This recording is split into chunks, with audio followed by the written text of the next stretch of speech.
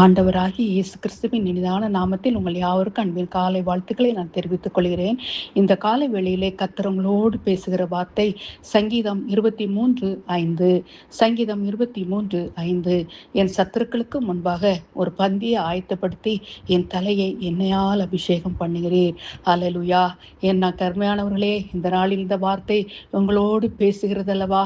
எவ்வளவு வேதனையோடு கலக்கத்தோடு எனக்கு என் வீட்டாரே சத்துருவாக இருக்கிறார்களே, என் குடும்பத்தாரே சத்துருவாக இருக்கிறார்களே, எனக்கு ஒன்றுமே புரியவில்லையே, போராட்டத்தின் மேல் போராட்டம், மனதில் அமைதி இல்லையே, சமாதானம் இல்லையே, எனக்கு விரோதமாக எழும்புகிறார்களே, இல்லை யாருமே புரிந்து கொள்ள மாட்டேங்கிறார்களே என்று சொல்லி கலங்கி கொண்டிருக்கலாம். எனக்கு அருமையான சகோதரனே சகோதரி, இந்த நாளிலும் இந்த வார்த்தை தான் உங்களை தேற்றுகிறது, ஆற்றுகிறது.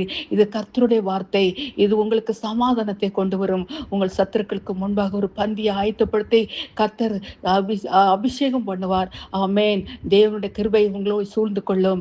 மேலும் இதை வேதாகமத்தில் பார்க்கும் பொழுது 2 நாளாகமும் 20ஆம் அதிகாரத்தில் பார்க்கும் பொழுது யோசபாத்திற்கு விரோதமாக மோவாப் புத்திரரும் அம்மோன் புத்திரரும் விரோதமாக யுத்தம் பண்ண வருகிறார்கள். யோசபாத் பயந்து கர்த்தரை தேடுவதற்கு உபவாசத்தை கூறினான். எல்லோரும் தேட ஆரம்பிக்கிறார்கள். ஆண்டவரே, இந்த ஏராளமான கூட்டத்திற்கு விரோதமாக எங்களுக்கு எதிர்த்து நிற்க பலன் இல்லை ஆண்டவரே, எங்களுக்கு என்ன செய்வதென்று தெரியவில்லை ஆண்டவரே என்று சொல்லி கலங்கி கொண்டிருக்கிறார்கள். அப்பொழுது லேவியின் போல ஆசாரியன் ஒருவன் மேல் தேவ ஆவியானவர் இறங்கி, யோசபாத்தே, இந்த கூட்டத்திற்கு நீ பயப்படாதே, கலங்காதே. இந்த யுத்தம் இது உங்களால் முடியாது, இது கர்த்தருடையது. கர்த்தரே உங்களுக்காக யுத்தம் செய்வார் என்று சொல்லி ஆண்டவர் சொல்லுகிறார். தீர்க்கதரிசி மூலமாக சொல்லுகிறார். அவர்களை பலப்படுத்துகிறார், ஆறுதல் படுத்துகிறார், அவர்கள் வெற்றியும் சமாதானத்தையும் கட்டளையிடுகிறார் என்று சொல்லி பார்க்கிறோம். என கருமையானவர்களே, இந்த நாளிலும் அதே தேவன் இந்த நாளிலும் உங்களுக்காக வழக்காடுகிற தேவன், உங்களுக்காக பரிந்து பேசுகிற தேவன். அல்லேலூயா. மேலும் ஆண்டவர் 1 ராஜாக்கள் 18ஆம் அதிகாரத்தில் பார்க்கும் பொழுது, ஆகாப் ராஜா இருந்த அரசாட்சி செய்திருந்த காலத்திலே அவனுடைய மனைவி எசபேல் பாகாலைகள் வழிபட்டு வந்தாள். தேவனுடைய தீர்க்கதரிசிகளை எல்லாம் கொண்டு போட்டு வந்தாள். இதனை கேள்விப்பட்ட எலியா தீர்க்கதரிசி ஆகாப்பை அழைத்து, உன் பாகல்களை வழிபடுகிற 450 பேரையும் அழைத்து கொண்டு வா, நானும் வருகிறேன். கர்மேல் பர்வதத்தில் நாம் தேவனை நோக்கி முறையிடுவோம். அக்கினியின் விளைந்த பதில் வந்தால் அது மெய்யான தெய்வம் என்று அறிந்து கொள்வோம் என்று சொல்கிறான். அதன்படி பாகால் தீர்க்கதரிசி 450 பேரை கர்மேல் மலையிலே கூட்டி சேர்த்தான். பாகால் தீர்க்கதரிசிகள் தங்கள் தெய்வங்களை கூப்பிடுகிறார்கள், பதில் வரவில்லை. ஆனால் தேவ மனிதனாகிய எலியா தேவனை நோக்கி கூப்பிடும் பொழுது அக்கினியில் பட்சித்து போட்டது என்று சொல்லி பார்க்கிறோம். ஜனங்கள் கர்த்தரே தெய்வம், கர்த்தரே தெய்வம் என்று சொல்லி கர்த்தருக்கு விரோதம், கர்த்தரை மகிமைப்படுத்தினார்கள். என கருமையானவர்களே, இந்த நாளில் அதே தேவன் உங்களோடு கூட இருக்கிறார். அதே தேவன் உங்களோடு கூட இருக்கிறார்.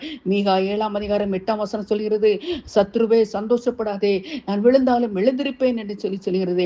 மீகா 7ஆம் அதிகாரம் 3ஆம் வசனம் சொல்கிறது, மனுஷனுடைய தேவனுடைய வீட்டாரே, உங்கள் வீட்டாரே உங்கள் சத்ரு என்று சொல்கிறது. இந்த கருமையானவர்களை பயப்படாதீர்கள். அல்லேலூயா. பயப்படாதீர்கள். உங்கள் வீட்டாரே சத்ருவாக இருந்தாலும் ஜெயம் கொள்கிறது நீங்க தான். உங்களுக்காக கர்த்தர் யுத்தம் செய்வார், பரிந்து பேசுவார். யுத்தம் உங்களுடையதல்ல, கர்த்தர் உங்களுக்காக யுத்தம் செய்ய வல்லவராய் இருக்கிறார். மேலும் 2 ராஜாக்கள் 6ஆம் அதிகாரத்தில் பார்க்கும் பொழுது, சீரியர் இராணுவம் இஸ்ரவேல் இராணுவத்திற்கு விரோதமாக வந்து ராக்காலங்களில் பட்டணத்தை சூழ்ந்து கொண்டது என்று சொல்லி பார்க்கிறோம்.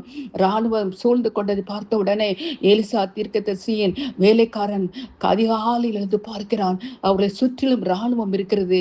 எலிசா தீர்க்கதரிசியின் வேலைக்காரன் பயந்து, தேவனுடைய மனுஷனே, நாம் இனிமேல் என்ன செய்ய போகிறோம், நம்மை சுற்றிலும் இராணுவப்படை இருக்கிறதே என்று சொல்கிறான். எலிசா, நீ அவர்களை குறித்து பயப்பட வேண்டாம், நம்மோடு இருக்கிற கர்த்தர் நாம் கர்த்தர் பெரியவர், அவர் நமக்கு பாரு என்று சொல்லி கர்த்தரை நோக்கி கூப்பிடுகிறான். ஆண்டவரே, இவனுடைய கண்களை திறந்தருளும் என்று சொல்லி எலிசா ஜெபிக்கிறான். ஜெபித்த உடனே வேலைக்காரனுடைய கண்கள் திறந்தது. திறந்தது அவனுக்கு பார்க்கிறான். அக்கினிமயமான ரதங்களும் குதிரைகள் சூழ்ந்து நிற்கிறதை பார்க்கிறான். என கருமையானவர்களே, இதுதான் தேவனுடைய திட்டம். அல்லேலூயா. கர்த்தர் உங்களுக்காக யுத்தம் செய்ய வல்லவர். உங்களை சுற்றிலும் தேவ தூதர்களுடைய சேனைகள் இருப்பது என்கிறதை மறந்து போவாதீர்கள். மனிதர்கள் மனிதனாக தான் பார்ப்பார்கள், ஆனால் உங்களை சுற்றிலும் கர்த்தருடைய சேனை இருக்கிறது. உங்களுக்காக யுத்தம் செய்யும்படியாக பரிந்து பேசும்படியாக இருக்கிறது. எந்த சாபத்துக்கரியான வார்த்தைகளோ எந்த சதித்திட்டங்களோ உங்களை தாக்க முடியாது. உங்களுக்கு விரோதமாக எழும்புற எந்த ஆயுதமும் வாய்க்காதே போகும். அல்லேலூயா. ஆமென். நீ தேடியும் காணாதிருப்பாய் என்று சொல்லி வேத வசனம் சொல்கிறது. அல்லேலூயா. உங்களுக்கு விரோதமா பேசின பேச்சுகள் எல்லாம் மறைந்து போய்விடும். எல்லா சாபத்தின் வார்த்தைகளும் மறைந்து போய்விடும். கர்த்தர் உங்களுக்காக யுத்தம் செய்வார். ஒரு சமாதானத்தை கட்டிடுவார். உங்கள் வீடு சமாதானம் உள்ள ஒரு வீடாக மாறிவிடும்.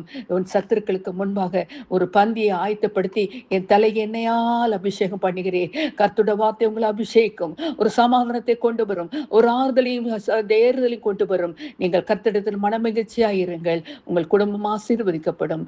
இயேசுவின் நாமத்தில் ஆமென்.